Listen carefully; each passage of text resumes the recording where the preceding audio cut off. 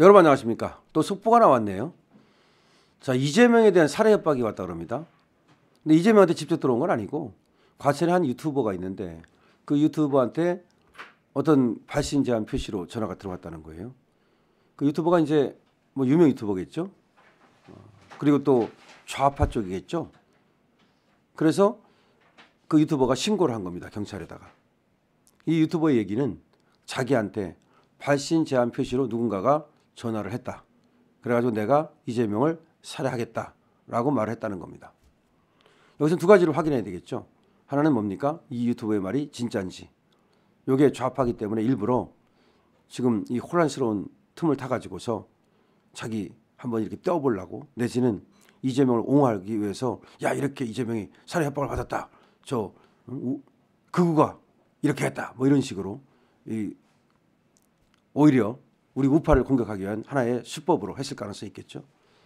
그래서 이 유튜버의 말이 맞는가를 확인해야 됩니다. 두 번째, 발신 제한 표시로 전화가 왔다는데 전화가 온 것이 맞는지, 그 다음에 살해하겠다고 한 것이 맞는지를 확인해야 되겠죠. 자, 근데 이게 다 맞다고 할 때 이재명을 죽이겠다 이런 얘기입니다. 작년 1월에도 말이죠. 그 50대 한 남자가 그 이재명을 테러했죠. 그게 작년 1월입니다. 근데 딱 1년 됐네요.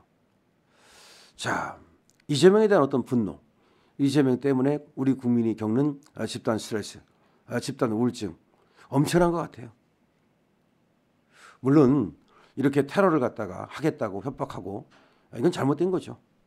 하지만 왜 그러면 이재명을 죽이겠다고 할까? 이걸 우리가 생각해 볼 필요가 있어요.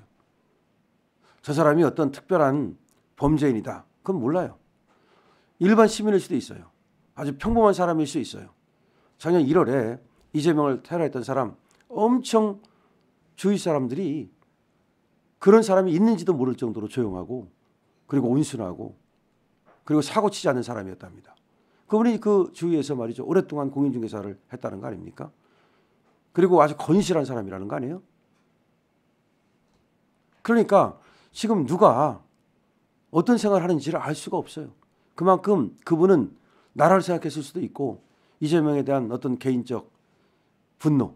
여기서 개인이라는 것은 이재명과의 어떤 거래라든지 뭐 그게 아니고 자기 개인적으로 이재명에 대한 어떤 싫어하는 거 있죠. 그 나라를 갖다 망친다고 생각하는 어떤 그런 거. 아니면 이재명 같은 전과자 그런 자가 뻔뻔스럽게 나와서 자꾸 텔레비 얼굴 비치고 이걸 못 참겠다. 뭐 그럴 수도 있고. 하여튼 간에 그 이재명도 물론 피해를 봤지만 그분도 또 감옥에 가서 오랫동안 고생해야 되잖아요. 근데 이 정치인들이 말이죠. 국민들의 존경을 받고 국민들의 사랑을 받고 그래서 우리 국민들도 그 정치인을 만나면 웃음이 절로 나고 같이 사진 찍고 싶고 그래야만 이게 진짜 정치가 존재 이유가 있는 거고. 그런데 우리나라 정치는 세상에 이런 정치가 있습니까? 어느 나라에 지금 대한민국 같은 정치가 있죠? 아니 과거에도 정치인들이 국민들한테 사랑을 크게 받은 건 아니에요. 하지만 그래도 이재명과 같은 사람이 저 정치 지도자로 나선 적은 없었어요. 과거에도 전과자가 있긴 했지만 그 전과는 자범은 아니었어요. 근데 이재명은 완전히 자범 아닙니까? 근데 전과 사범 그거 말고도 그 사람의 행적이라든가 말이라든가 행위라든가 지금 재판받고 있는 거라든가 재판받으면서 하는 어떤 그 뻔뻔스러운 짓거리라든가 이 모든 것이 어떻게 저런 사람이 있지? 우리 국민들이 이재명만 보면은 그냥 집단 스트레스, 집단 그냥 우울증에 걸리는. 자, 그런 것이 저 이재명에 대한 어떤 살해 협박으로 나타났는지 그건 모르겠습니다. 그런데 그럴 가능성이 충분히 있는 거죠.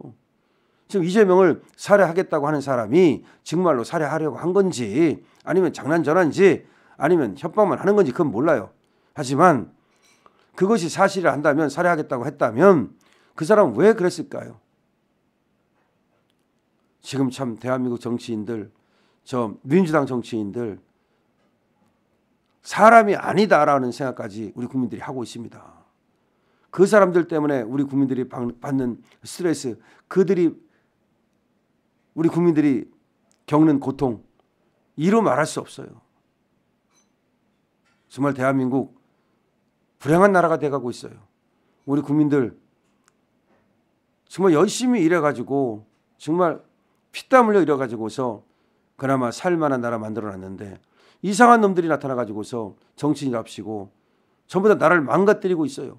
거기에서 겪는 고통과 분노, 그 상실감 정말 어마어마합니다.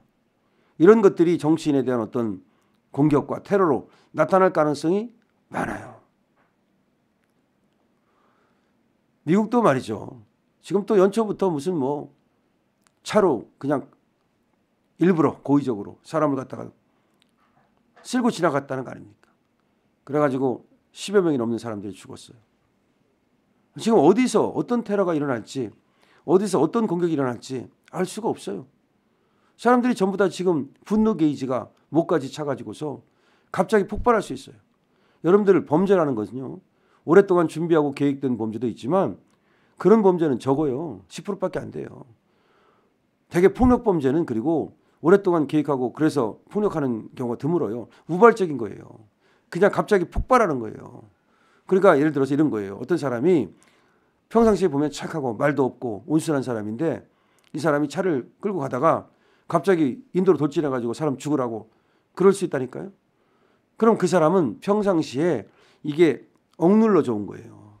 분노가. 그러다가 어느 날 팡 터진 거야. 풍선이 어느 순간까지는 안 터지죠. 그런데 바람을 계속 불어넣으면 빵 하고 터져버리잖아요. 그거 똑같아요. 어제까지는 정상적인 사람이 오늘 빵 하고 터져버린다고.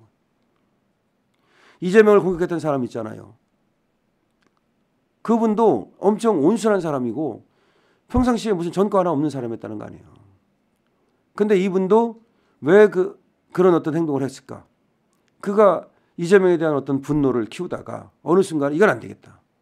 그렇게 생각했겠죠.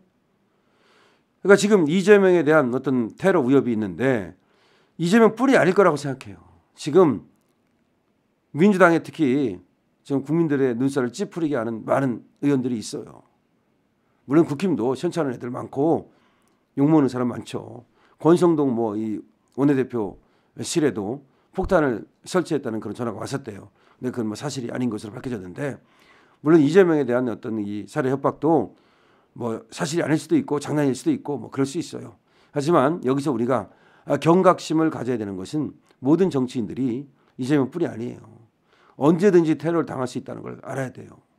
그러면 그걸 안 당하려면 어떻게 되겠습니까? 예, 정치를 똑바로 해야죠. 바른 길을 가야죠. 국민을 위한 정치를 해야죠. 존경을 받아야죠. 솔직히 정치인이 존경받지 않으면 뭐가 있겠습니까?